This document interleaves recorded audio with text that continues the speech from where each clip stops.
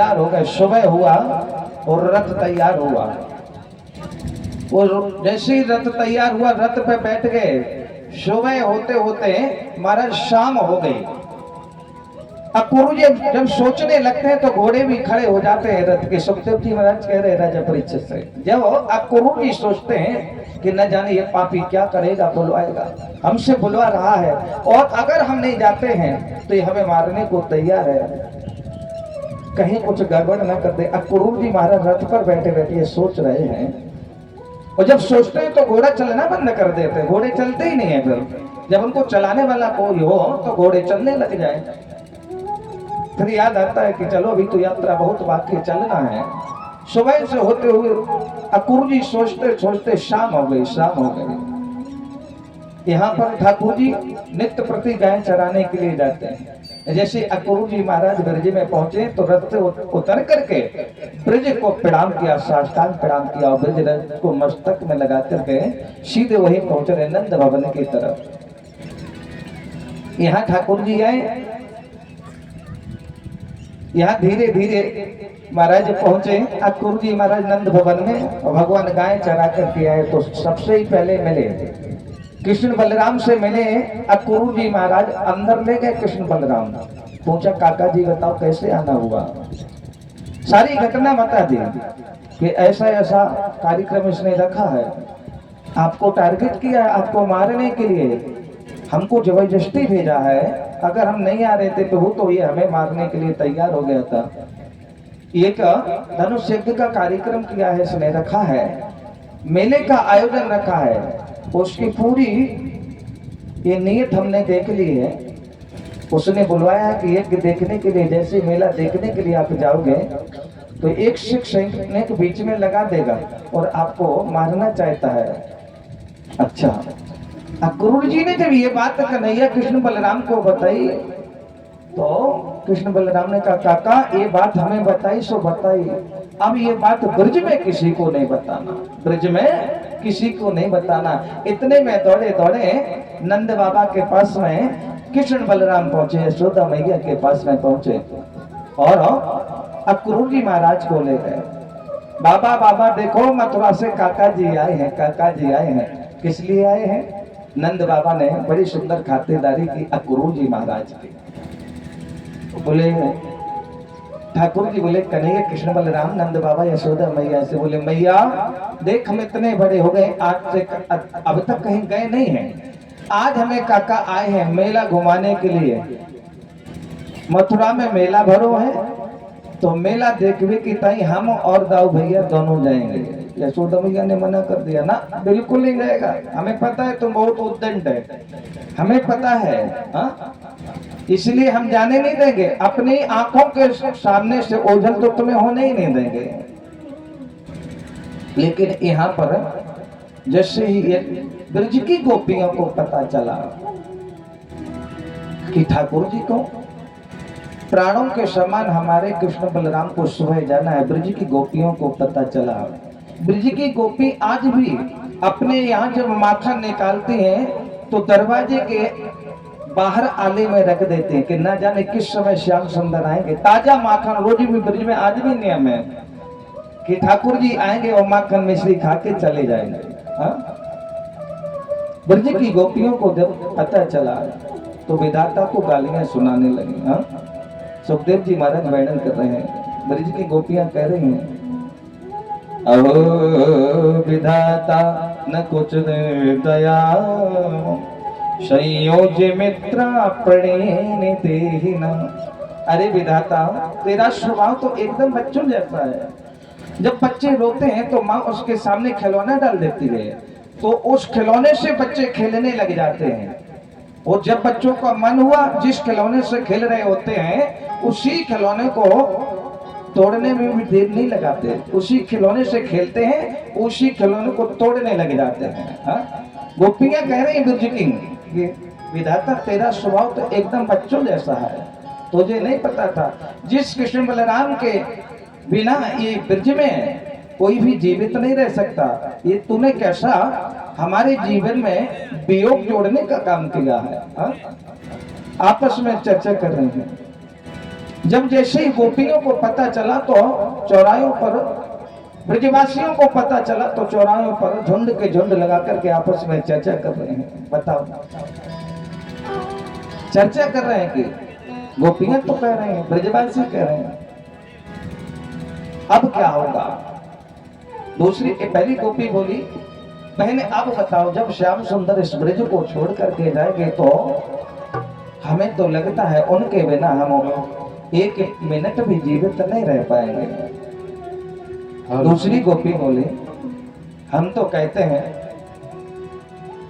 कि रात्रि ही बनी रहे, सुबह जाना है ना तो सुबह हो ही ना, रात्रि ही बनी रहे, रात्रि ही। जब रात्रि रहेगी तो सुबह होगी नहीं, तो श्याम सुंदर जाएंगे नहीं। गोपियां कह रहे हैं, आपस में चर्चा कर रहे हैं, आखिर होगा क्या। सजन सकारे जाएंगे तो नैने मरेंगे रोए, विधिना ऐसी वैन की भोर कबहू ना हो। तो हम तो कहते हैं कि रात्रि ही बनी रहे, सुबह हो ही ना। अब देखो, कंस जैसा पापी जिसको मिलता है तो मानो मिलने के बाद में प्राण निकल जाते हो।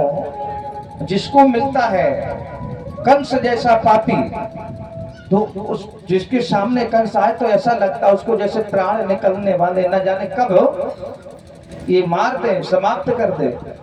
वो परम पिता परमात्मा जैसे कृष्ण जिससे अलग होते हैं तो मानो जान निकलती है। बाबा मानस में संकेत कर रहे हैं, मिलते एक दारुणे दुख दे, मिलते एक दारुणे दुख दे, मिलते एक दारुणे दुख दे,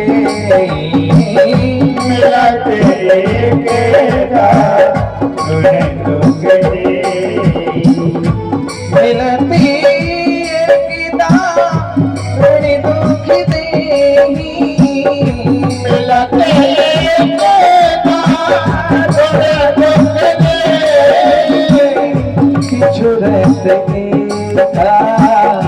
प्राण हार ले,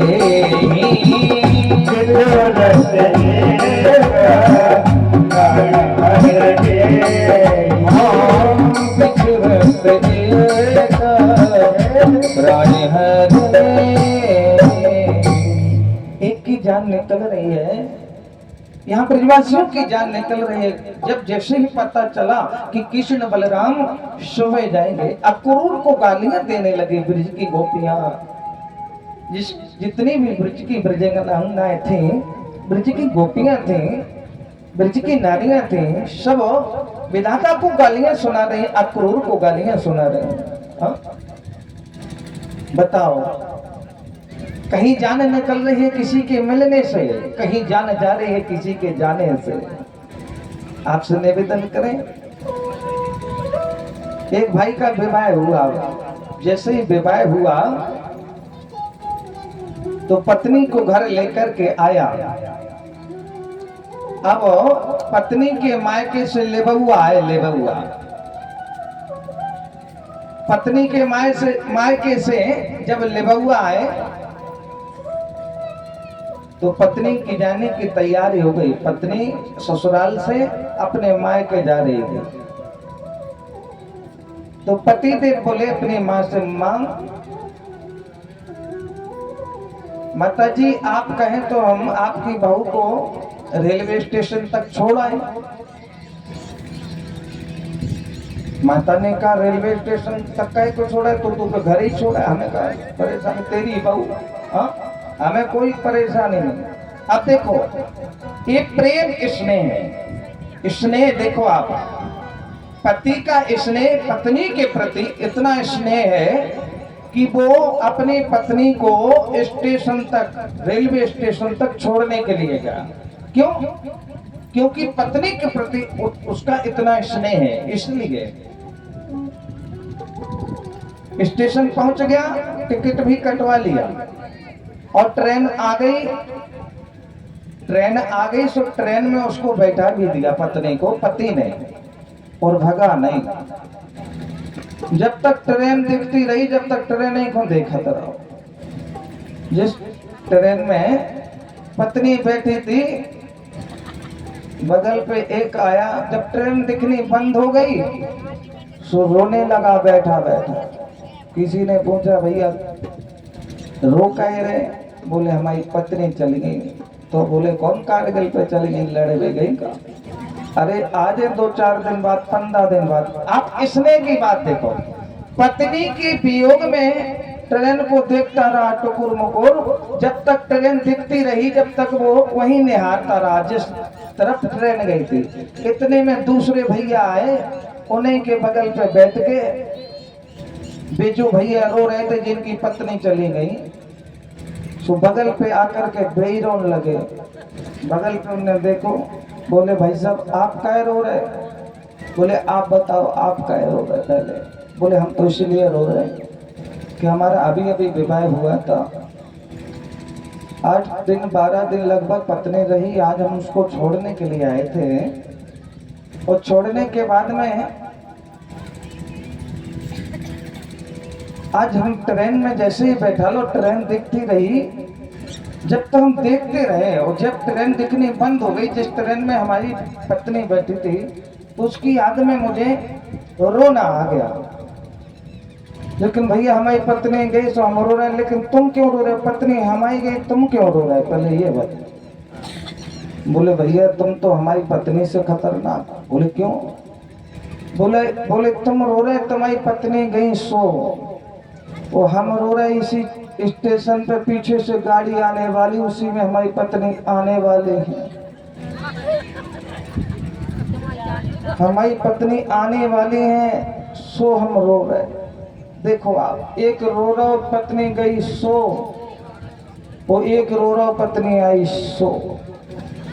आफत है कि नहीं? गई सो रो रहा, एक की आ रही, बोले इसी स्टेशन पे अभी फोन से बात हुई, स्टेशन पर मिलना, हम आने वाले हैं, यहाँ गाड़ी आ गई। बताओ ऐसी आफत है। बाबा कहते ना, इसीलिए तो बाबा ने मनस में संकेत दिया, एक तो रो रहा आने की खुशी में, जाने की खुशी में, एक रो रहा आने की खुशी। एक की चली गई सो रो रहा, वो एक की आ रही सो, ऐसो कपड़ो आवे के पहले ऐसो कपड़ो।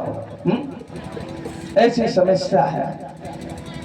मिलत एक दारुण दुख दे हैं। जो श्रीमान जी की पत्नी आ रहे हैं सुबह, दारुण दुख दे, उनके लिए घटना घट रही है, चौपाई शब्द हो रही है, और बिछुड़न एक प्राण हर नहीं। श्रीमान जी की चली गई पत्नी सो, बिछुड़न हो रहा ना। इसी प्रकार से जो संयोग था आत्मा और परमात्मा का, कृष्ण भगवान का जो संबंध ब्रज में था, ब्रजवासियों से, ब्रज की गोपियों से, यशोदा मैया से, नंद बाबा से, तो आज जैसे ही कान में पता चला, सारी गोपियां ब्रज की, सारी ब्रजवासी ब्रज के इकट्ठे हो गए, चौराहे पर चर्चा करने लगे। जैसे ही सुबह हुआ, यशोदा मैया ने कहा नंद बाबा से, देखो बाबा हम तो कन्हैया को जाने नहीं देंगे, और तुम्हें पता है कि अगर ये जाएगा ना तो इसके वियोग में हम प्राण निकाल देंगे, रुक नहीं सकते, इसके बिना हम जीवित नहीं रह सकते। नंद बाबा को कन्हैया ने समझाया, बाबा अभी तक तो कहीं गए नहीं, 2-4 दिन की तो बात है, 2-4 दिन में आज गए, कल मेला देखेंगे, परसों वापस आ जाएंगे। यशोदा मैया ने जब ये बात सुनी, नंद बाबा ने समझा यशोदा को कि देखो अकेले इसको नहीं भेज रहे, हम भी साथ में जा रहे हैं। नंद बाबा ने कहा, देख कन्हैया हम भी साथ में चलेंगे।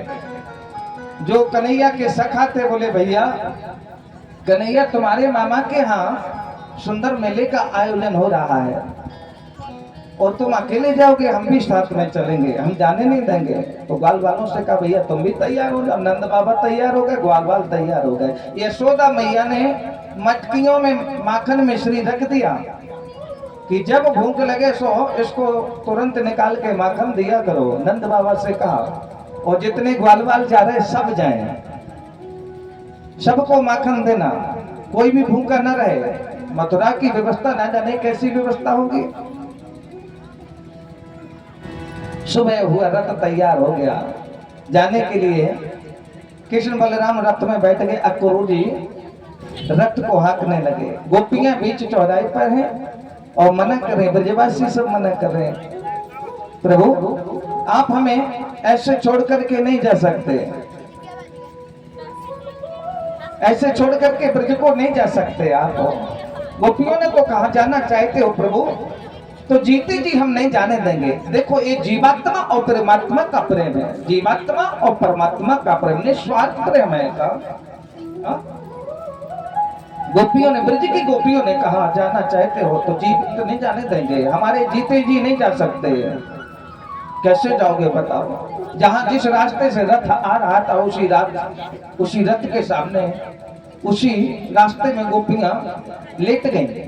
जाना चाहते हो चले जाओ, लेकिन एक शर्त हमारी है। क्या?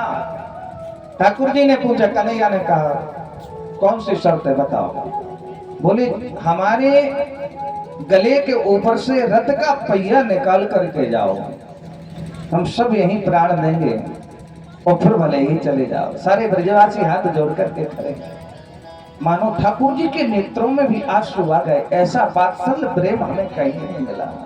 जो प्रेम यशोदा मैया तो बेचारी एक दो बार कन्हैया की याद में धड़ाम से नीचे गिर पड़ती हैं। कन्हैया याद रखना बेटा, देख और जो तुम कह रहा है ना तो लौट करके जल्दी आ जाना, क्योंकि हमारा ये शरीर बूढ़ा है। वो बुढ़ापे की लाठी तो तुम ही हो, इसीलिए जा तो रहे हो, लेकिन लौट करके बेटा जल्दी आ जाना। और खाने के लिए हमने सामान रख दिया, माखन मिश्री रखी है, जब भी भूख लगे तो खा लेना, इंतजाम पूरा कर दिया। यहाँ ब्रज की गोपियां कह रही नहीं जाने देंगे। ठाकुर जी रथ से नीचे उतरे, गोपियों को समझाया, ब्रजवासियों को समझाया। गोपियों से कहा आज जा रहे हैं और कल मेला देखेंगे मामा के, हम परसों वापस आ जाएंगे। हा? एक ही दिन की तो बात है। यहाँ सारे ब्रजवासी हाथ जोड़ करके रुक रहे हैं। कन्हैया मत जाओ, कन्हैया मत जाओ। अरे कन्हैया न जाओ रे, दाऊ भैया न जाओ रे,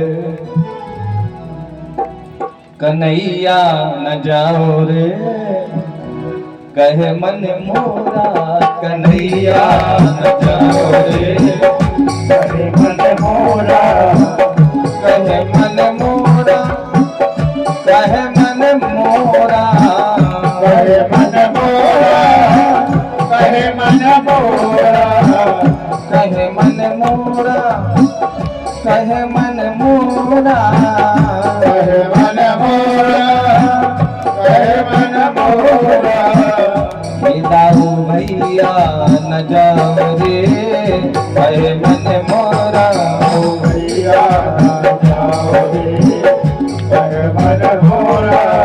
क्यों? ब्रजवासियों ने कहा, ब्रज की गोपियों ने कहा इसलिए रोक रहे हैं,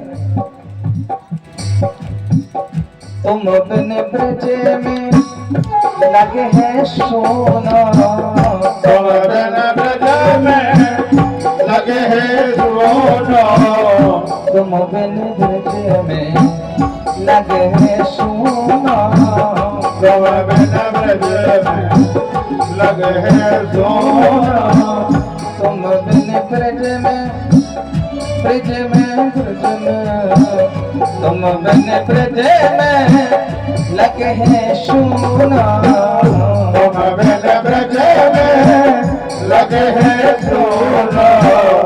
जो दुख हुई है दिन दिन दूना, जो दुख हुई है दिन दिन दूना, ये पैया पढ़ूं मैं, पैया पढ़ूं मैं, पैया पढ़ूं मैं, कोई कर जोरा, भैया न जाओ रे, कहे मन मोरा, भैया न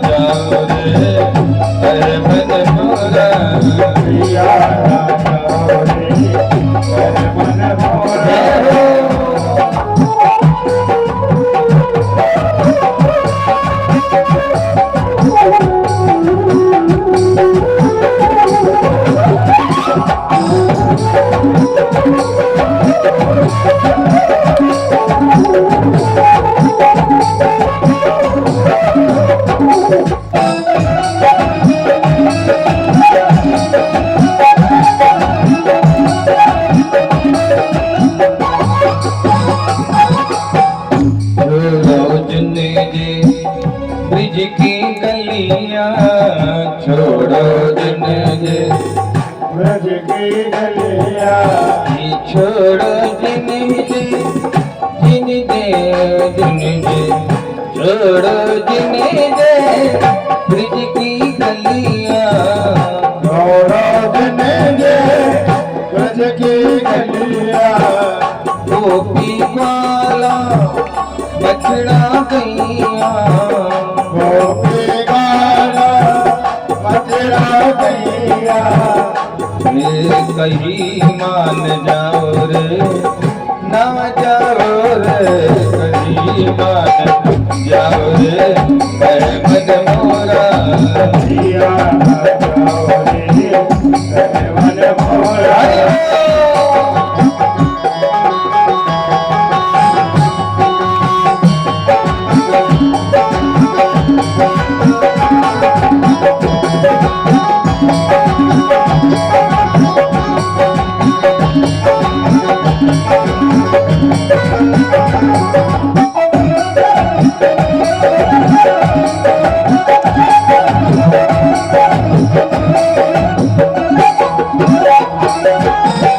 मोहन इधर देख तो लीजे मोहन घर जगदोलीजे मोहन इधर देख तो लीजे मोहन घर जगदोलीजे बिछड़त जातो हमारी सुध लीजे बिछड़त जातो हमारी सुध लीजे आओगे कब बोलो आओगे कब बोलो आओगे कब बोलो मेरे मन मोरा आओगे कब बोलो मन मोरा कन्हैया न जाओ रे मेरे मन मोरा जिया जाओ कहे मन मोरा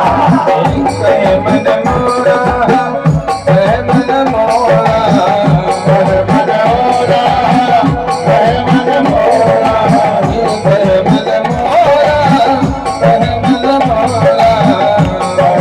मोरा मन मोरा आओ भैया न जाओ रे कहे मन मोरा जिया जाओ रे मन मोरा कन्हैया न जाओ रे कहे मन मोरा कन्हैया